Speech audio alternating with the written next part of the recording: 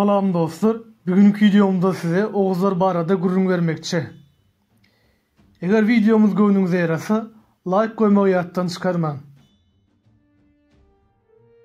Oğuz Xanyň 6 ogly we 24 agtygy bolupdyr. Oğuzlaryň 24 boyu, onuň 24 agtygyndan öz köküni alyp gaýdýar we olaryň atlaryny göterýär. Käbir alymlaryň pikirçe, Oğuz Xan diýen şahsiýet taryhda bolmandyr. Oğuz Xanyň takypkaşyny Oğuz halkynyň hak hukmunda kemalygyň döwrüni keskitlemek aňsady iş däldir. Çünki Seljuklar döwründen agryk geçdigi saýy Oğuz taryhyny öwrenmesi kynlaşýar. Bar bolan maglumatlar bolsa, Oğuz taryhyny hakykatdan da Xitay çeşmelerinde gawat gelýän hunlardan agryk akydip bilen aklar. Netijede destanlary we riwayatlary bil baglamykdan başga çärek galmaýar. Oğuz ady ilkinji gezek Göktürk ýazgylarynda duş gelýär. Oğuz sözüniň gelip çykyş barada bir näçe düşündürüşler bardyr. Olaryň arasynda ok sözü bilen gadymy türk dillerde köplük manetini aňlatýan zeden emele gelip okuz, ýagny oklar görnüşinde ortağa çykandygy aýdylýar. Bu pikir beýleki düşündürüşler sirdirinde has dogry hasaplanylýar. Oğuzlara Bizantalylar Uz, Araplar bolsa Guz diýip atlandyrtdyrlar. Göktürk ýazgylaryna görä Oğuzlar 9 boýdan emele gelen bir ulus hasap edilýär. Şonuň üçin hem olara 9 oğullar hem diýilipdir. Oğuzlaryň esasy ýaşaýan ýerleri Mongoliýada Kutulu derýasynyň boýlary bolupdyr.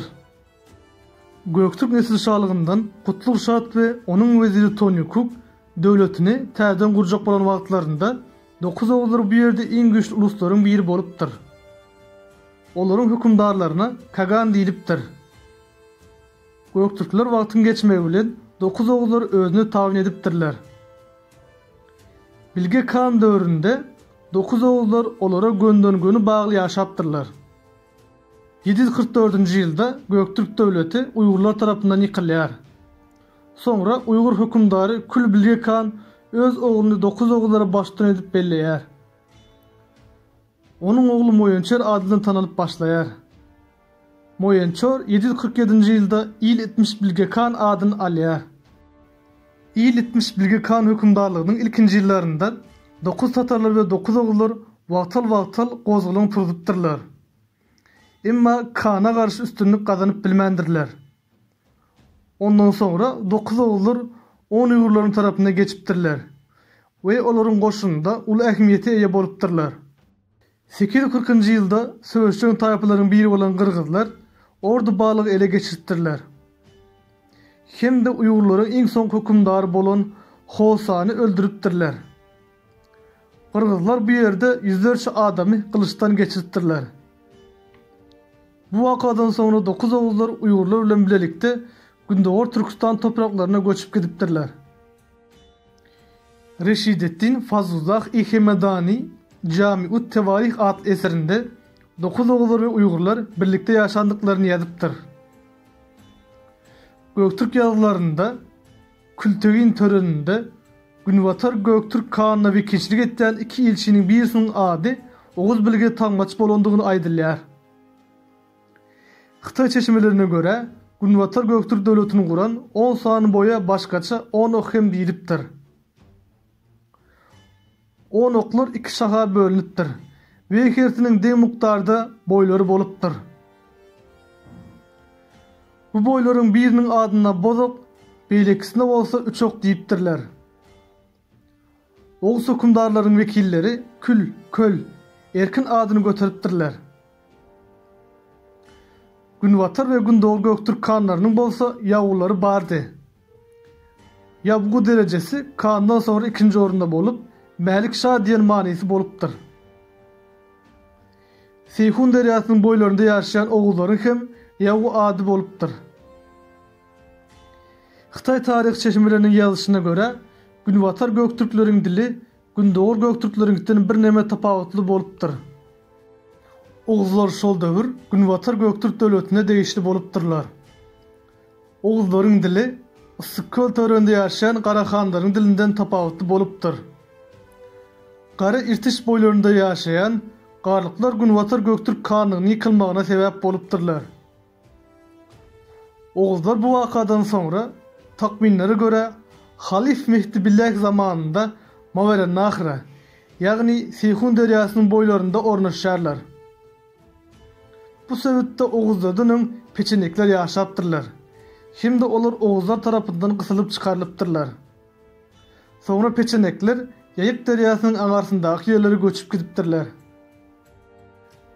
Abbas halife Memune 822-823 ýyllarda üçlüşene goşun uradanda şol söwütiň häkimi Kowus Oğuzlardan ýardam isläpdir.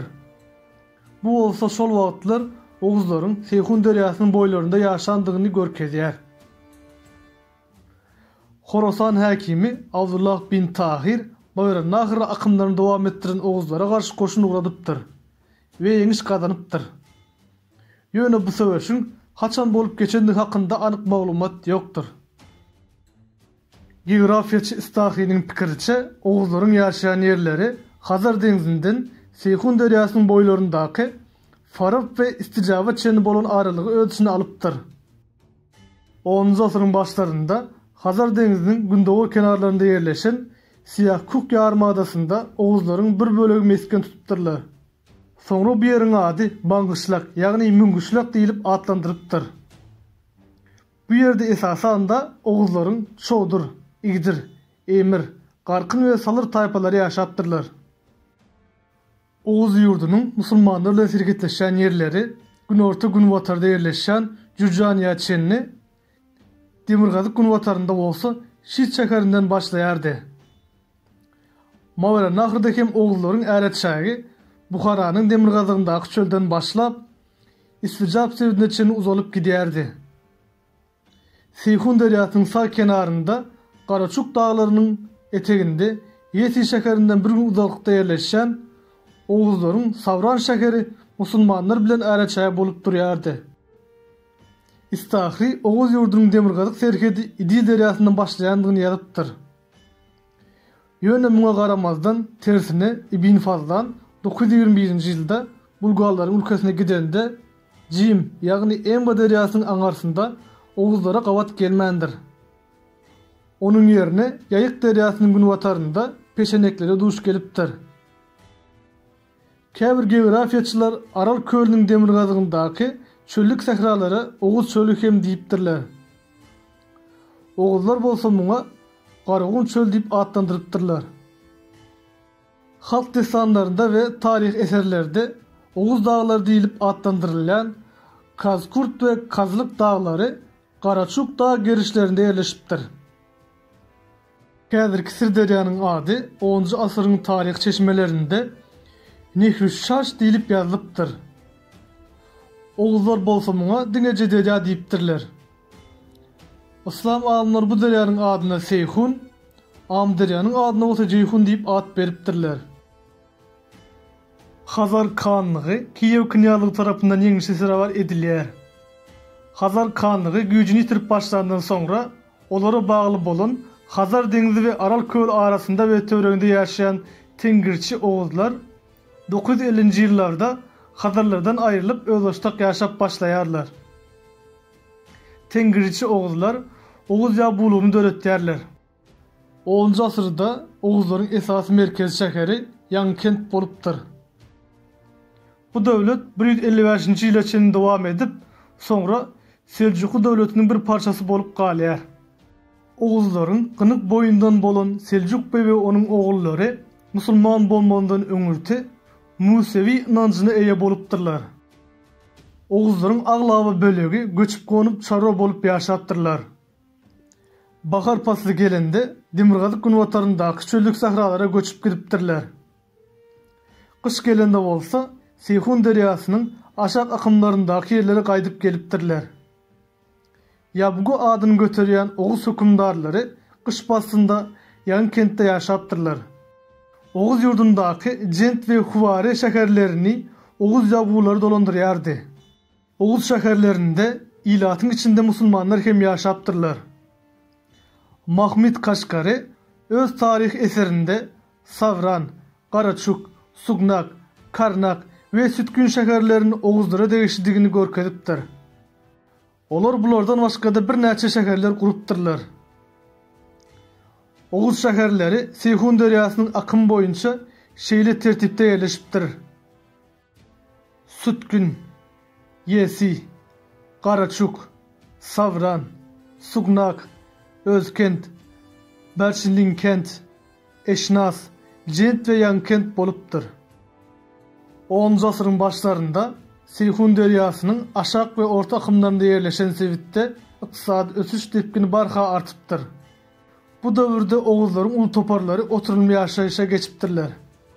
Oturulmy ýaşaýyşa geçen oguzlar çarwa oguzlaryň syýasy işlerine goşulmandyrlar we hiç ýere göçüp gitmändirler.